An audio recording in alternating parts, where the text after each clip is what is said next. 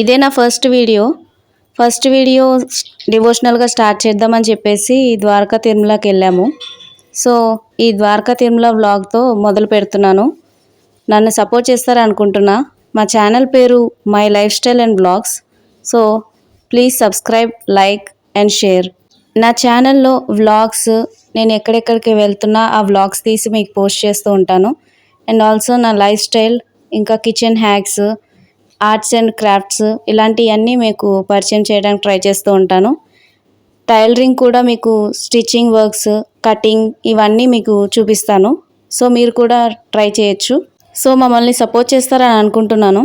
ఇంకా లేట్ చేయకుండా ఈ వ్లాగ్లోకి వెళ్ళిపోదాం. యాక్చువల్లీ ద్వారకా తిరుమల అనేది ఏలూరు జిల్లాలో ఉంటుంది. సో ఏలూరుకి దగ్గరగా 1 గంట ప్రయాణంలో మనం ద్వారకా తిరుమల చేరుకోవచ్చు. ఇక్కడికి రావడానికి బస్సెస్, ఆటోస్, బైక్స్ అన్నీ అవైలబుల్గా ఉంటాయి. క్యాబ్స్ కూడా అవైలబుల్గా ఉంటాయి. సో ఈ ద్వారకా తిరుమల ఏంటంటే చిన్న తిరుపతి అంటారు. మనం నార్మల్గా ఆంధ్రాలో తిరుపతి కూడా ఉంటుంది కదా, ఆ తిరుపతి కాకుండా ఇది చిన్న తిరుపతి అంటారు దీన్ని. ఈ చిన్న తిరుపతిలో వెంకటేశ్వర స్వామి చాలా అంటే చాలా బాగుంటారు. ఈ చిన్న వెంకన్న అంటే ఇక్కడ స్వామిని చిన్న వెంకన్న అని అంటారు. ఈ వెంకటేశ్వర స్వామి చాలా అంటే చాలా పవర్ఫుల్. ఒకసారి మనం ఏదైనా ఒక కోరిక అనుకొని ఇక్కడికి వచ్చి ఆ కోరికని మనం విన్నవించుకుంటే స్వామి నెరవేరుస్తారు. నెరవేర్చాక మళ్ళీ ఈ గుడికి వచ్చి స్వామి థ్యాంక్ యూ నాకు కోరిక నెరవేర్చినందుకు మళ్ళీ ఆ మొక్కు తీర్చుకుంటారు. నేను కొత్తగా ఛానల్ స్టార్ట్ చేశాను కదండి, ఆ వెంకటేశ్వర స్వామి బ్లెస్సింగ్స్ ఉండాలని చెప్పి ఇక్కడికి వచ్చాము. ఏ గుడిలోనైనా వెంకటేశ్వర స్వామి అనగానే ఒకటే విగ్రహం ఉంటుంది, కానీ ఇక్కడ 2 వెంకన్న స్వాములు ఉంటారు. ఈ టెంపుల్ హిస్టరీ కనుక చూసుకుంటే ఈ టెంపుల్ 19th సెంచరీలో మైలవరం జమీందార్స్ నిర్మించారంట. ఈ టెంపుల్కి చిన్న తిరుపతి అని కూడా పేరుంది.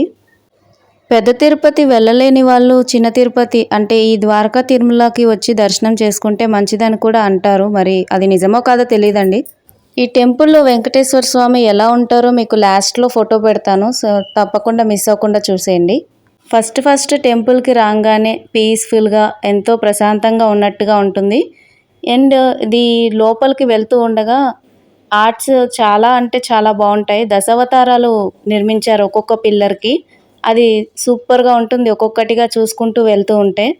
ఇప్పుడు హైదరాబాద్ నుంచి అక్కడికి వెళ్ళాలన్నా రూమ్స్, రెస్టారెంట్స్, హోటల్స్ ఇవన్నీ కూడా అందుబాటులో ఉంటాయి. ఈ టెంపుల్కి దగ్గరగా కూడా కొన్ని టెంపుల్స్ ఉన్నాయి.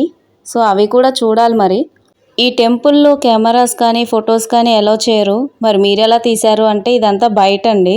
ఇలా ఒక్కొక్క పిల్లర్కి చాలా అంటే చాలా భలేగా చెక్కారండి ఆర్ట్.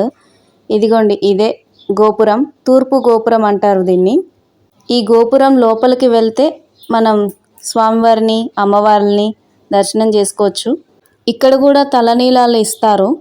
ఈ టెంపుల్కి దగ్గరలో ఉన్న ఆలయాలు ఏమేమి ఉన్నాయంటే భ్రమరాంబిక మల్లికార్జున స్వామి ఆలయం, కుంకులమ్మ ఆలయం అంటే రేణుకాదేవి ఆలయం, జగన్నాథ స్వామి ఆలయాలు ఇవన్నీ ఉన్నాయి.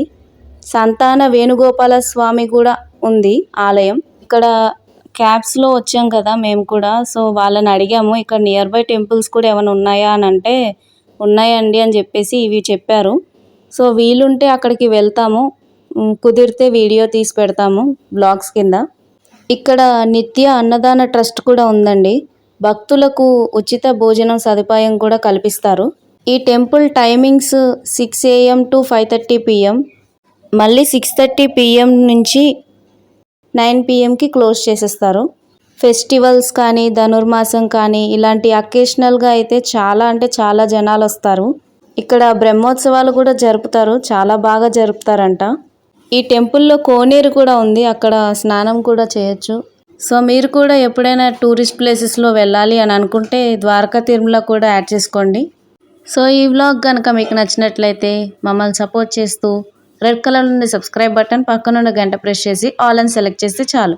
ఇలాంటి రకరకాల వీడియోస్ అన్నీ మీ ముందుకు వచ్చేస్తాయి. ఇంకో వ్లాగ్తో లేదా ఇంకో వీడియోతో మళ్ళీ కలుద్దామా? Until then, stay tuned to My Lifestyle and Vlogs. Thank you. Bye bye.